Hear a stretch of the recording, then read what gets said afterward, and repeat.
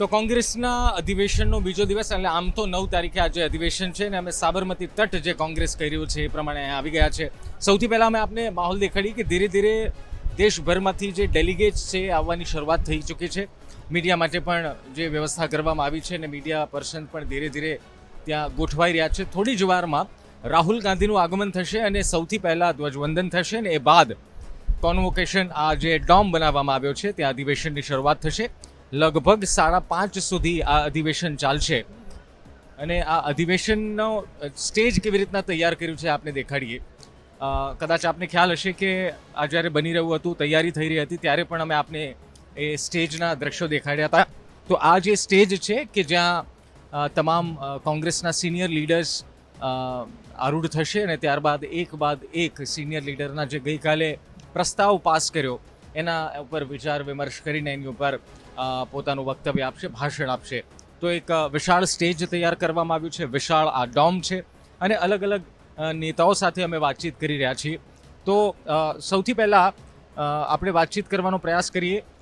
ઇન્દ્રનીલ રાજ્યગુરુ આપને દેખાઈ રહ્યા છે કે સામે ઊભા છે અને એમની સાથે આપણે વાતચીત કરવાનો પ્રયાસ કરીએ કે એમનું શું કહેવું છે, એમનું શું માનવું છે।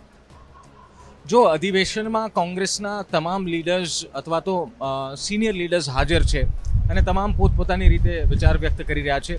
ઇન્દ્રનીલભાઈ આપણી સાથે છે। ઇન્દ્રનીલભાઈ, આ અધિવેશનને આપ કેવી રીતે જોઈ રહ્યા છો? બદલાવની શરૂઆત છે, કારણ કે કોંગ્રેસના સંગઠનમાં બદલાવની ચર્ચા ઘણા સમયથી અમે સાંભળીએ છીએ। એક મોટા બદલાવની શક્યતા આપ જોઈ રહ્યા છો? ક્યાંય ને ક્યાંય બધું એક જ નજરથી જોવું બરાબર નથી। અધિવેશન છે એ કોંગ્રેસનું હવે તો સદીઓથી કહી તો પણ ચાલે થતું આવ્યું છે અને કોંગ્રેસ છે એ કોઈ ટેમ્પરરી સ્થિતિ માટે કામ કરતી પાર્ટી નથી। એ દેશના આઝાદીથી લઈ અને વિકાસથી લઈ હંમેશા કામ કરતી એવી છે અને એ કામ આ અધિવેશનમાં નક્કી થતું હોય છે કે આપણે દેશના હિતમાં શું કામ કરી શકીએ। અને ખૂબ ગુજરાત માટે, અમારા ગુજરાતીઓ માટે, ગુજરાત કોંગ્રેસ માટે ખૂબ અમારા માટે ગૌરવનો દિવસ છે આજે કે લગભગ 65 પછી અધિવેશનનો સેવાનો લાભ અમને ગુજરાતને મળ્યો છે। ઇન્દ્રનીલભાઈ, સૌરાષ્ટ્રમાં કોંગ્રેસની સ્થિતિ સારી નથી।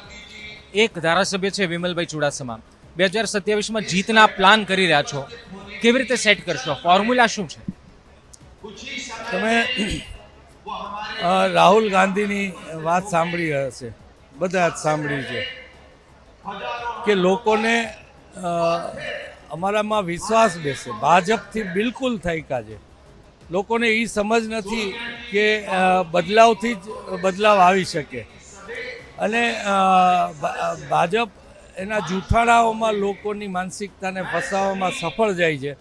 રાહુલજીની સૂચના મુજબ અમે લોકો વચ્ચે જઈ અને લોકોનો વિશ્વાસ જીતવાનું કામ કરશું તો ભાજપને કાઢવાની લોકો જે રાહ જોઈ રહ્યા છે એ મતપેટી દ્વારા પ્રગટ થશે। 2027માં ઇન્દ્રનીલભાઈને અમે લડતા જોઈશું કે કોઈને લડાવતા જોઈશું? મને લાગે છે એ બહુ વહેલું છે। ધારાસભ્ય થઈ જાઉં કે કંઈ બની જાઉં એના માટે હું નથી। કોંગ્રેસની મૂળભૂત વિચારધારા જીવતી રહે એ મારા, તમારા અને સામાન્ય માણસ હોય કે આ દેશનો કોઈ પણ નાગરિક હોય એના માટે ખૂબ જરૂરી છે। આપણા બાળકોની સેફટી ભવિષ્યમાં રહે અને આજે પણ રહે। પોલીસ સ્ટેશનમાં પણ તમે નથી જઈ શકતા અને વિકસિત ભારતની વાત કરે છે। 30 વર્ષથી ગુજરાતમાં ભાજપની સરકાર, અહીંયા વિકાસ ક્યાં દેખાઈ રહ્યો છે? રોડ સારા થાય એને વિકાસ ન કહેવાય। માણસ પોલીસ સ્ટેશનમાં જઈ શકે, વીજળી પોસાય ભાવે મળી શકે, એની આમદની એવી હોય કે એનું ગુજરાન ચાલી શકે, ન હોય તો એને સરકાર દેતી હોય। આવા અનેક વાતો છે। ખાલી રોડ બનાવવા અને વિકાસ લોકો મનાવે છે, આ લોકો માને છે, એમાંથી લોકોએ બહાર આવવું જરૂરી છે। કોંગ્રેસ સિનિયર નેતાઓને પણ હવે સાચવી નથી શકતી એવા આરોપ લાગે। અર્જુન મોઢવાડિયા હમણાં આટલા વર્ષો કોંગ્રેસમાં રહ્યા, કોંગ્રેસે બધા પદ આપ્યા, તેમ છતાં ભારતીય જનતા પાર્ટીમાં જતા રહ્યા। અમરીશ ડેર જતા રહ્યા, એક વખત ધારાસભ્ય બન્યા તો આવી સ્થિતિમાં જ્યારે કોંગ્રેસના નેતાઓ ભારતીય જનતા પાર્ટીમાં સામેલ થઈ જાય છે એક જ રાતમાં. એવી સ્થિતિમાં કોંગ્રેસ બેઠી કેવી રીતે થશે? કેવી રીતે 2027નો લક્ષ્ય પાર કરશે? બધા એક જ નજરે જોવે છે અને એવી ભાજપે બધાને ટેવ પાડી દીધી છે કે કોણ ગયા. હું આપને એવો પ્રશ્ન પૂછીશ કે 30 વર્ષે તમને પણ ખ્યાલ છે, મીડિયા હોય કે બિઝનેસમેન હોય કે પોલીસ હોય કે તંત્ર હોય, કલેક્ટર હોય, આઈએએસ આઈપીએસ હોય, બધા ઉપર એક દબાવની રાજનીતિ ચાલી રહી છે. ત્યારે અમારામાંથી થોડા ગયા એને તમે જુઓ છો, 1% ગયા એને જુઓ છો. અમે 98% લોકો આ લોકો સામે નિડરતાથી બોલી અને લડી રહ્યા છીએ અને લોકો માટે લડી રહ્યા છે. એની પણ સાથે નોંધ રાખવી જોઈએ એવું માનું છું. રાહુલ ગાંધી 7-8 માર્ચે જ્યારે આવ્યા ત્યારે કીધું 2 પ્રકારના કાર્યકર્તાઓ છે. એક જેના લોહીમાં કોંગ્રેસ છે, કોંગ્રેસને વરેલા છે, અને એક જે ભારતીય જનતા પાર્ટીને બેકડોરથી મદદ કરે છે. આવા લોકોને કાઢીશું તો એક મિસાલ કાયમ થશે. આપ માનો છો કે આવા ગદ્દારો કોંગ્રેસમાં છે ને એનો નિકાલ થવો જોઈએ?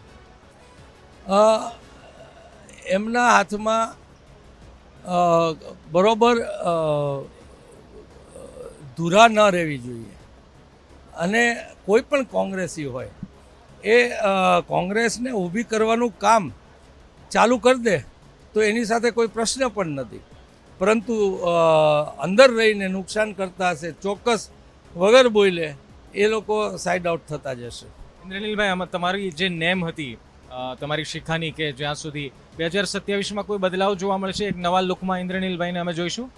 બિલકુલ, હું પાછો નોર્મલ વાળ ટૂંકા વાળો માણસ તરીકે તમને 27માં જોવા મળીશ. ધન્યવાદ ઇન્દ્રનીલ.